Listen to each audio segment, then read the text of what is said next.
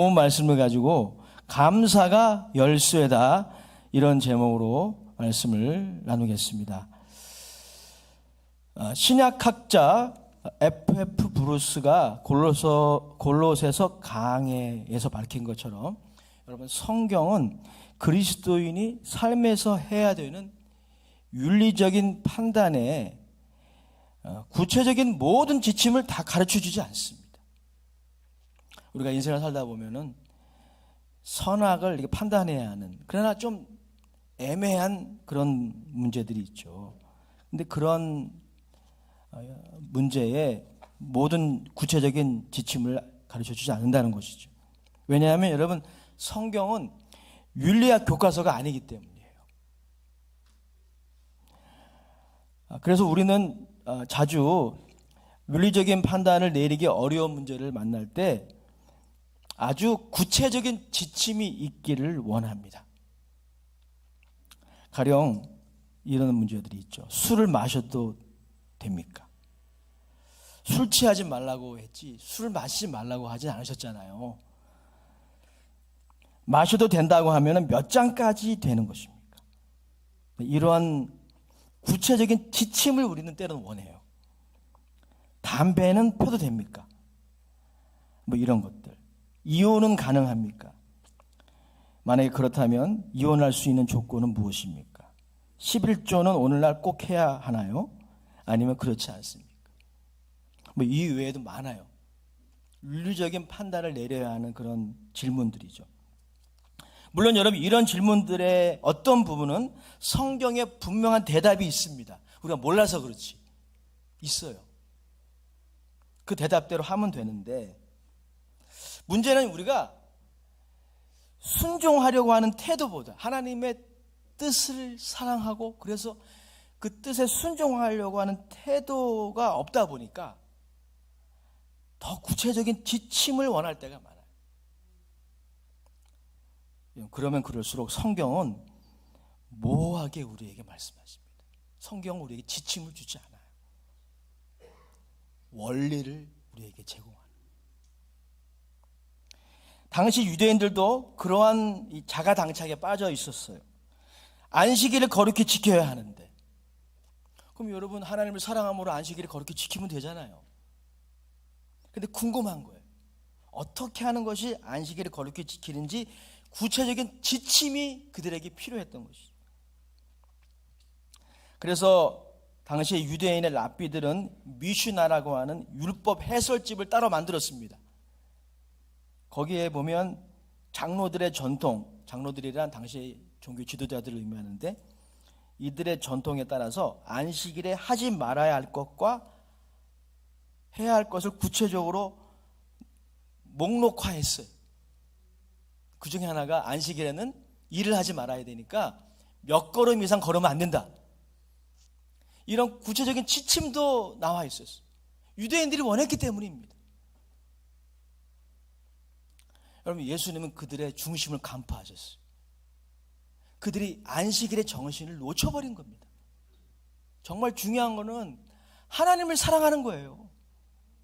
하나님을 사랑함으로 안식일을 거룩히 지키는 게 그게 본질인데, 그 본질로부터 이탈을 하니까, 하나님을 사랑하고 이웃을 사랑하는 그 본질로부터 이탈하니까 지침이 필요한 거예요.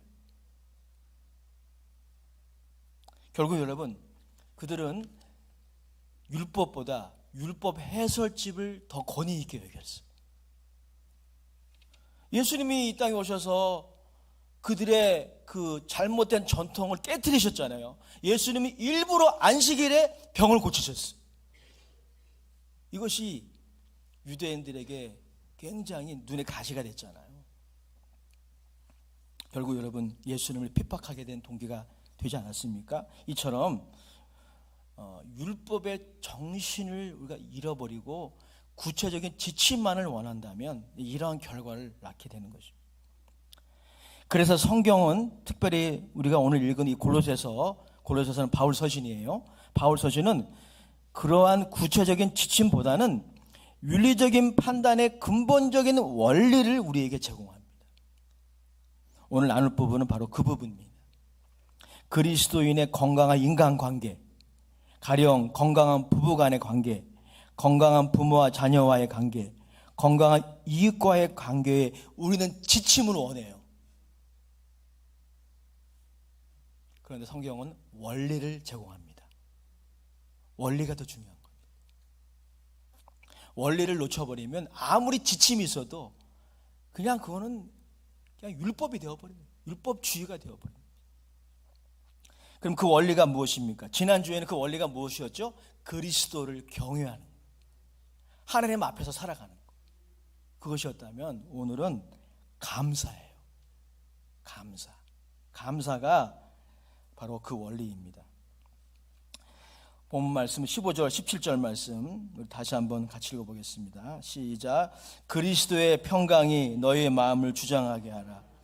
너희는 평강을 위하여 한 몸으로 부르심을 받았나니 너희는 또한 감사하는 자가 되라. 그리스도의 말씀이 너희 속에 풍성히 거하여 모든 지혜로 피차 가르치며 권면하고 시와 찬송과 신령한 노래를 부르며 감사하는 마음으로 하나님을 찬양하고 또 무엇을 하든지 말에나 일에나 다 주 예수의 이름으로 하고 그를 힘입어 하나님 아버지께 감사하라. 아멘. 오늘 15절, 16절, 17절에 반복되는 단어가 있죠. 감사해요. 너희는 또한 감사하는 자가 되라. 16절에 감사하는 마음으로 하나님을 찬양하라. 17절에 무엇을 하든지 말에나 일에나 그를 힘입어 하나님 아버지께 감사하라. 아멘. 즉 하나님께 마음으로 감사하고 그것이 흘러넘쳐서 말과 행동으로 표현될 때 그것이 건강한 인간관계를 위한 작용 원리라는 거예요. 그리고 바울에 따르면 그것은 예수 그리스도를 통해서 이루어진다는 것입니다. 우리는 여기서 감사를 성경적으로 정의해야 됩니다. 감사의 정의, 제가 지금 말씀드린 이 감사의 정의가 감사의 정의의 모든 것은 아니에요. 하지만 노른자입이에요. 우리가 하나님께 감사해야 되잖아요. 그 감사의 노른자에 해당되는 것이죠. 사도 바울은 오늘 본문에서 17절에서 예수 그리스도를 힘입어 하나님 아버지께 감사하라고 요청합니다. 어떤 행동이나 말을 하든지 말입니다. 이것은 범사에 예수 그리스도의 이름으로 행동하는 것을 또한 포함하죠. 그러면 여러분 이 17절의 말씀의 의미는 무엇입니까? 우리가 어떤 말을 할 때 모든 언어의 끝에 예수님의 이름이라고 하는 이 단어를 붙여야 된다는 말입니까? 그런 말은 아니에요. 우리가 일반적으로 대화를 할 때 그 대화의 끝에 예수님의 이름으로 할 수 있는 것은 아닙니다. 그거를 우리에게 명령하고 있는 게 아닙니다. 그것이 감사의 본질이 아닌 것입니다. 그러면 오늘 17절의 의미는 무엇입니까? 신약학자 더글라스 무에 따르면 이것은 이렇게 해석해야 됩니다. 예수 그리스도의 인격과 성품과 연합된 삶을 의미해요. 그래서 예수 그리스도를 힘입어 하나님 아버지께 감사하라는 말씀은 우리가 예수 그리스도를 통해 범사에 하나님께 감사할 수 있게 됨을 의미합니다. 우리 교회 표 중에 하나 그거 아니에요. 범사에 감사하라. 근데 여러분 그거 아십니까? 성경의 명령 중에서 거의 지키기 불가능한 명령이 그거 아니에요. 어떻게 범사에 감사해요?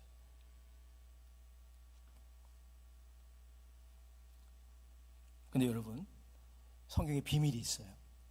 예수 그리스도를 힘입어 하나님 아버지께 범사에 감사를 할 수 있게 됩니다. 오늘 그 부분을 나누려고 해요. 다른 것으로는 안 돼요, 여러분. 예수 그리스도를 힘입어야 돼요. 여기서 우리는 중요한 감사의 정의를, 감사의 노른자에 해당되는 정의를 발견하게 되는데, 감사는 한번 따라 합시다. 감사는 하나님을 즐거워하고 기뻐하는 것이다. 이거예요. 이게 감사의 노른자입니다. 그런데 예수 그리스도를 힘입어 우리가 그 감사의 수준까지 이룰 수 있다는 거예요. 두 가지 의미가 여기 있어요. 먼저 예수님은 이런 종류의 감사의 모델이 되십니다. 범사의 감사. 하나님을 즐거워함으로, 하나님을 기뻐함으로 범사에 감사하는 이 감사의 모델이 예수님이 있습니다. 예수님은 자신의 생애 가운데 이런 감사를 하셨어요. 예수님은 한 분 하나님을 기뻐하셨어요. 그리고 그분을 누리시는 분이셨어요. 예수님은 제자들에게 요한복음 4장에서 제자들이 알지 못하는 양식이 자신에게 있다고, 즉 예수님의 진정 만족이 되는 양식이, 제자들이 모르는 양식이 있다고 말씀하셨어요. 그것이 무엇입니까? 하나님을 누리는 거예요. 요한복음 4장 32절이 바로 그것이죠. 제가 읽어드리겠습니다. 요한복음 4장 32절. 이르시되 내게는 너희가 알지 못하는 먹을 양식이 있느니라. 제자들이 궁금했어요. 무슨 양식일까? 34절에 예수님이 대답해 주셨어요. 예수께서 이르시되 나의 양식은 나를 보내신 이의 뜻을 행하며 그의 일을 온전히 이루는 이것이니라. 즉 하나님을 즐거워하고 하나님을 기뻐하는 것, 그분의 뜻을 행하기를 즐겨하는 것, 그것이 예수님의 양식이래요. 예수님은 모델이 되어주신 것이죠. 또한 예수님은 군중들과 자신을 일부러 분리시키셨습니다. 예수님이 인기가 많으셨어요. 그러니 여러분, 어느 순간에는 예수님의 만족의 대상이 군중이 될 수도 있었어요. 그만큼 예수님이 인기가 많았어요. 예수님이 오병이의 기적을 행하셨을 때 수많은 군중들이 예수님을 쫓아다녔거든요. 근데 그때 예수님이 그들을 피하십니다. 그리고 고독을 즐기셔요. 홀로 되시기를 선택하십니다. 왜 그러셨을까요? 예수님에게는 우리가 알지 못하는 양식이 있는 거예요. 하나님 한 분을 즐거워하고 기뻐하는, 그게 예수님의 기도의 삶에 나타나잖아요. 마가복음 1장 35절에 이렇게 기록하고 있습니다. 새벽 아직도 밝기 전에 예수께서 일어나 나가 한적한 곳으로 가사 거기서 기도하셨다. 예수님이 고독을 즐기신 거예요. 기도로 승화시킨 겁니다. 기도 시간에 예수님 뭐 하신 겁니까? 하나님을 누리시는 시간인 거예요. 하나님을 즐거워하는 시간인 거예요. 하나님 한 분과의 인격적인 교제가 기도에 이루어지는 것이, 예수님이 그 시간을 일부러 선택하십니다. 그게 그분의 만족이었던 거예요. 여러분의 만족은 어디에 있습니까? 그는 제자들과 분리되어 홀로 십자가의 길을 걸으셔야만 했죠. 그리고 십자가에서 이루 말할 수 없는 수치와 모욕을 겪으셨습니다. 그런데 여러분, 예수님이 그 수치와 모욕, 그 분통을 어떻게 참으셨습니까? 그 앞에는 즐거움을 보셨어요. 히브리서 12장 2절이죠. 히브리서 12장 2절 우리 같이 한번 읽어보도록 하겠습니다. 히브리서 12장의 시작. 믿음의 주요 또 온전하게 하시는 인 예수를 바라보자. 그는 그 앞에 있는 기쁨을 위하여 십자가를 참으사 부끄러움을 개의치 아니하시더니 하나님 보좌 우편에 앉으셨다. 그 이름 말할 수 없는 수치와 모욕과 그 분통을 예수님이 어떻게 이기신 겁니까? 하나님을 즐거워함으로, 그 앞에 있는 즐거움을 위하여 그걸 바라보시면서 극복하신 것입니다. 이 비밀이 무엇입니까? 이러한 감사의 비밀이 무엇입니까? 그것은 예수님이 보여주신 것이죠. 예수님은 하나님 한 분을 사랑하셨어요. 그리고 그분으로 인해 만족하셨습니다. 그분으로 인해 찬미하셨어요. 사랑하는 여러분, 이것이 감사의 본질이에요. 여러분 중에는 너무 뜬구름 잡는 이야기처럼 해석하실 수도 있을 것입니다. 예수님이니까 그렇게 하지 않았느냐 반문할 수도 있을 거예요. 여기에 두 번째 본문의 의미가 있습니다. 예수님은 이런 감사를 우리도 할 수 있도록 우리의 힘이 되어 주십니다. 여러분, 감사도 힘이 있어야 돼요. 힘이 없으면 못합니다. 그런데 예수님이 그 힘이 되어 주시는 것이, 즉 우리가 예수님을 믿고 영접할 때, 목회자든지 혹은 재직이든지 아니면 예수님 믿은 지 얼마 안 되는 분이든지 관계없어요. 누구든지 예수님을 믿고 구주로 영접하면 그들에게도 이러한 감사가 조금씩 가능해집니다. 그래서 본문은 그를 힘입어 감사하라고 말씀하십니다. 우리 17절 말씀, 골로새서 3장 17절 말씀 다시 한번 우리 큰 소리로 읽어보도록 하시겠습니다. 시작. 또 무엇을 하든지 말에나 일에나 다 주 예수의 이름으로 하고 그를 힘입어 하나님 아버지께 감사하라. 아멘. 예수님은 하나님께 범사에 감사할 수 있는 힘의 원천이십니다. 예수 그리스도를 통해 우리가 하나님과 연합되기 때문이에요. 즉 예수님처럼 우리도 하나님을 즐거워하고 기뻐하게 됩니다. 기도 많이 하는 분들 목회자 많이 아니에요, 여러분. 예수 그리스도를 힘입어 할 수 있는 거예요. 모든 그리스도인들에게 하나님은 성령님을 보내주십니다. 성령님이 하시는 일이 무엇입니까? 우리의 뱃속에서 생수의 강이 흘러나오게 하세요. 여러분, 생수의 강이 바깥에 있는 게 아니라, 저 맨션 아파트에 있는 게 아니라, 내가 도달하려고 하는 그 목표에 있는 게 아니고 내 속에 있는 거예요. 내 속에. 그 생수의 강이 흘러넘칠 때, 그분의 은혜가 우리를 지배할 때 우리도 예수 그리스도의 감사를 배우게 되고 조금씩이라도 하게 되는 거예요. 저는 그리고 이것이 모든 인간관계 회복의 원리라고 믿습니다. 그것이 성경의 요지예요. 근데 여러분, 이것을 사도 바울도 우리들에게 증언하고 있습니다. 제가 참 좋아하는 성경 구절 중에 하나가 바로 빌립보서 4장인데요.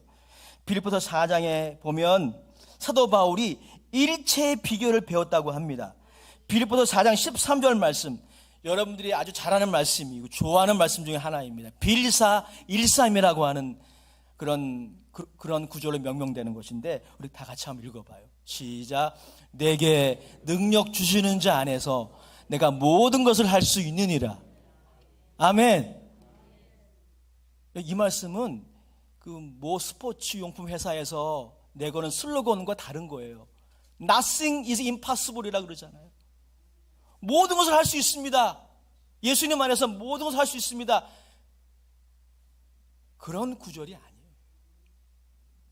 이 구절을 잘 이해하려면 11절과 12절을 같이 봐야 돼요. 도대체 뭘 할 수 있다는 말인가? 11절, 12절 말씀.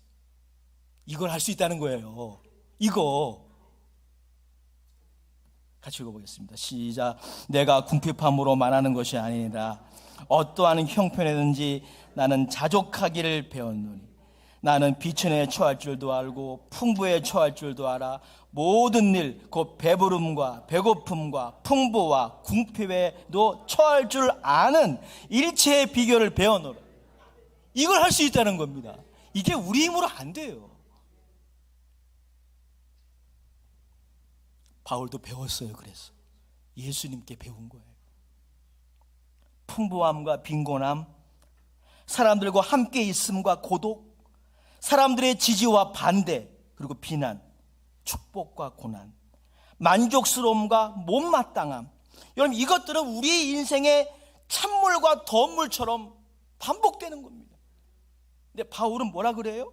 그 모든 상황에 처할 수 있는 비결이 나한테 있다는 거예요. 그게 뭐냐면 하나님을 기뻐하는 겁니다. 하나님을 즐거워하는 거예요. 여러분, 범사는 변하지 않아요. 범사라고 하는 것의 성격은 변하는 겁니다.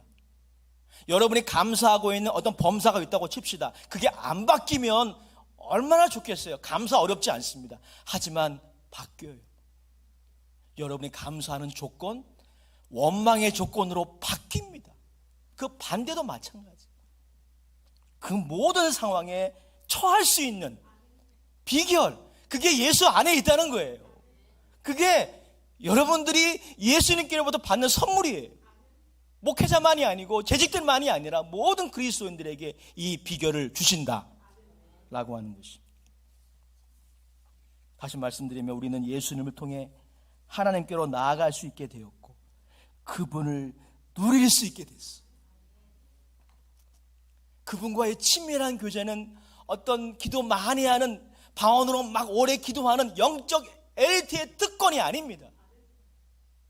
모든 그리스도인들이 누릴 수 있는 특권이에요. 하나님을 누리는 거예요. 하나님 안에 감추어진 그 영원한 생명과 가치를 누리는 거예요. 그게 우리 모두에게 허락된 것입니다. 하나님이 우리의 모든 것이며 그분 한 분을 즐거워하고 기뻐하는 것이 예수 안에서 가능해진 것입니다. 원래 우리는 그런 존재가 아니었어요.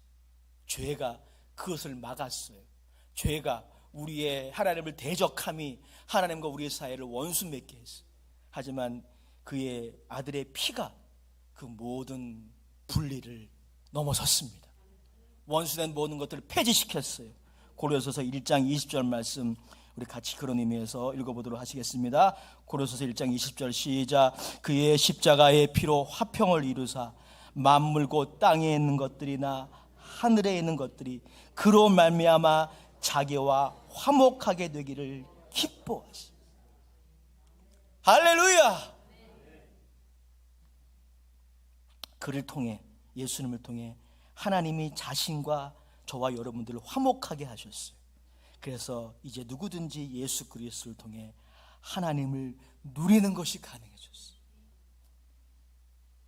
예수 그리스도를 힘입어 하나님 아버지께 감사하라고 하는 것은 바로 이런 의미입니다. 사랑하는 여러분, 이런 의미에서 감사, 즉 하나님을 기뻐하는 것이 이웃사랑과 불가분의 관계에 있는 거예요. 이것이 성경의 지속적인 논지입니다.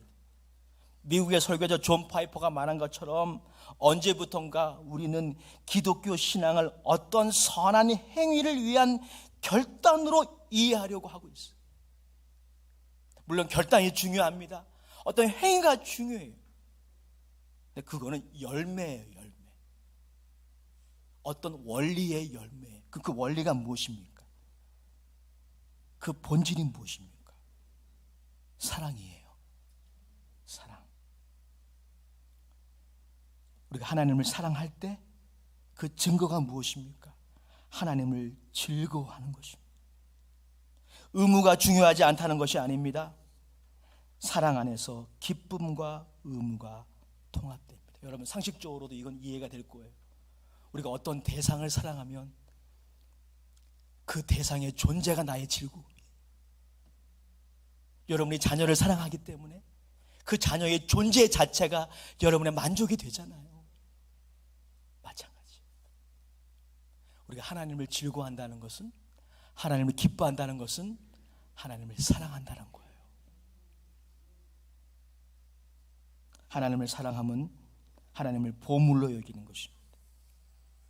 그리고 하나님을 위한 의무를 기쁨으로 감당하게 됩니다. 반면에 여러분, 하나님을 기뻐하지 않는다는 것은 하나님을 사랑하지 않는다는 것을 반증합니다. 거기에는 감사가 없습니다. 그리고 감사가 없는 곳에는 건강한 인간관계가 사라질 수밖에 없어요. 오늘 이 시간 이 교회라는 병원에 오셨어요, 여러분. 저도 병원에서 진료를 받아야 될 사람이고 여러분도 마찬가지.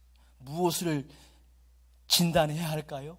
우리 스스로에게 냉철하게 질문함으로 진단해야 돼요. 여러분들은 하나님을 즐거워하십니까? 저는 설교를 준비하면서 사실 적지 않게 충격을 받았어요.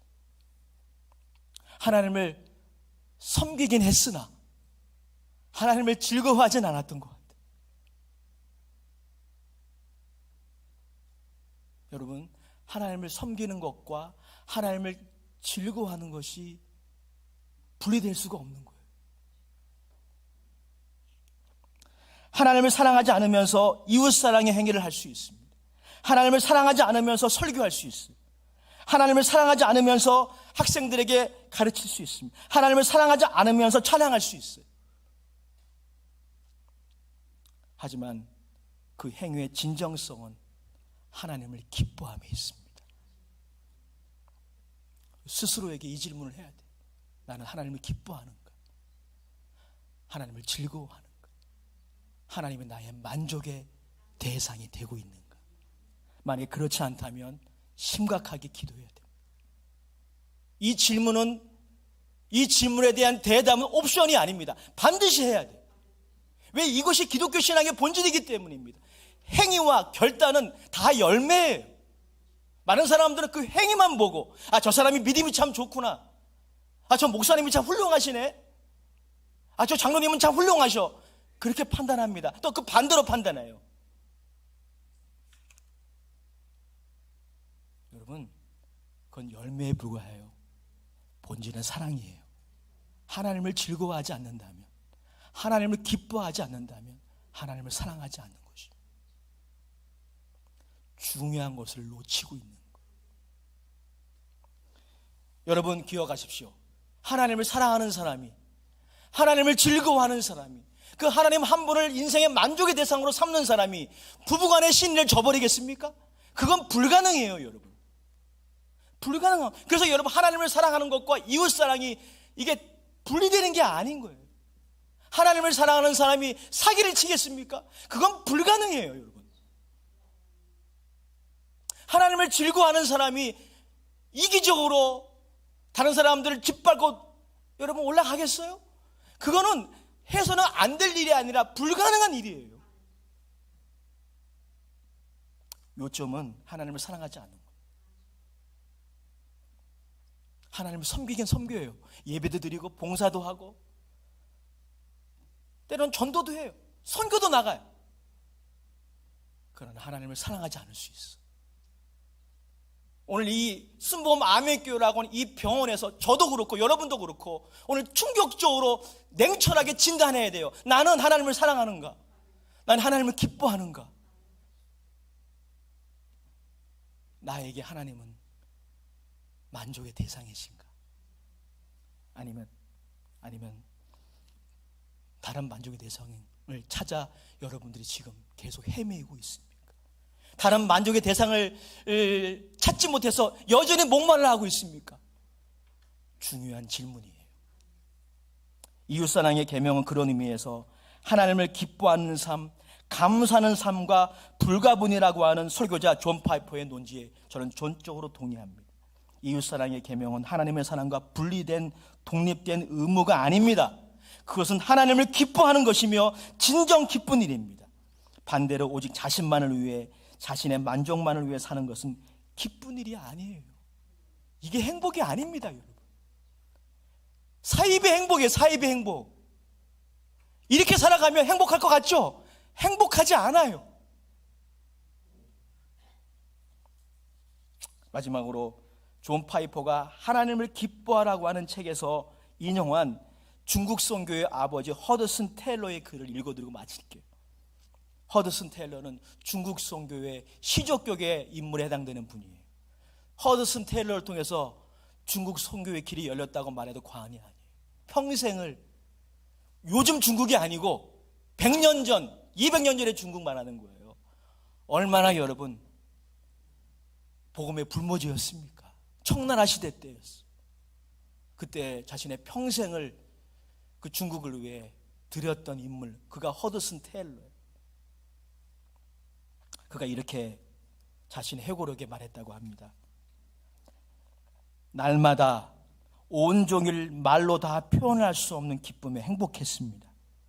하나님, 나의 하나님은 환한 실제이셨으며 기쁨으로 섬기는 것 밖에는 내가 할 일은 없었습니다. 허드슨 테일러가 그 중국 땅에 가서 한 일이라고는 이거라는 거예요. 기쁨으로 섬겼다는 겁니다. 기쁨으로. 그것밖에는 한 게 없습니다.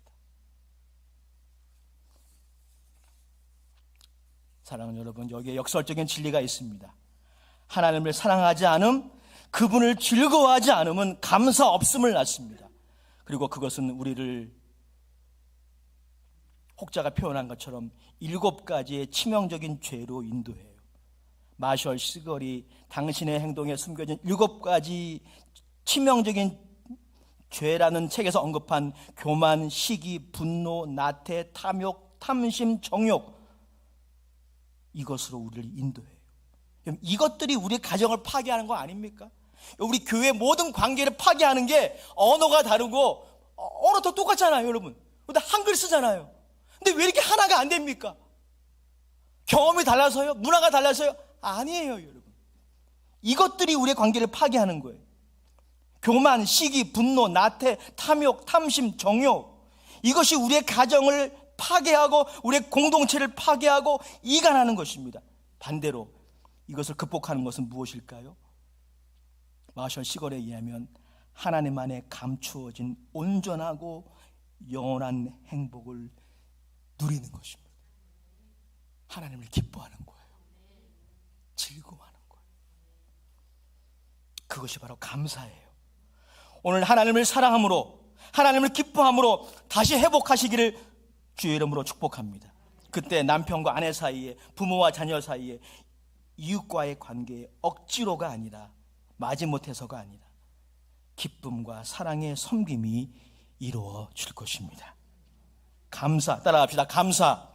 하나님을 즐거워함이 관계 회복의 열쇠입니다.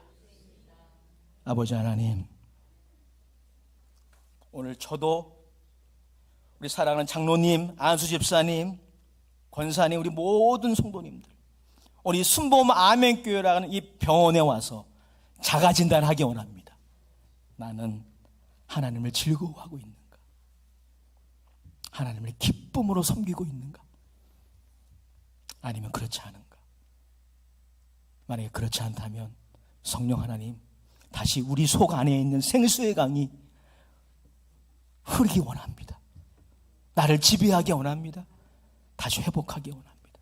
그래서 하나님, 우리 가정이 회복되고, 우리 교회가 회복되고, 우리 관계가 회복되고, 이 민족이 회복되게 하여 주시옵소서.